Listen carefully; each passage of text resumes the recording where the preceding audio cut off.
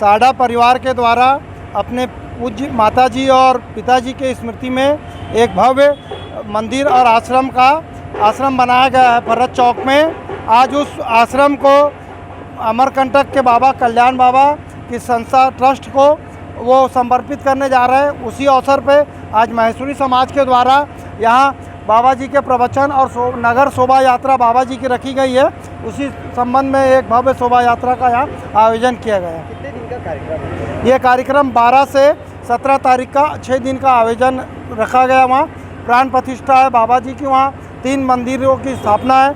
लक्ष्मी नारायण भगवान शिव परिवार और माता जी का भव्य मंदिर का आयोजन, वहाँ मंदिर का प्राण प्रतिष्ठा है। और भविष्य में कल्याण आश्रम के पीछे 3 एकड़ और जगह मिली हुई है आश्रम को, तो वहाँ उनकी भविष्य में बहुत बड़ी स्कूल और हॉस्पिटल और गौशाला का वहाँ भी कार्यक्रम बनाने का योजना उनकी रखी गई है।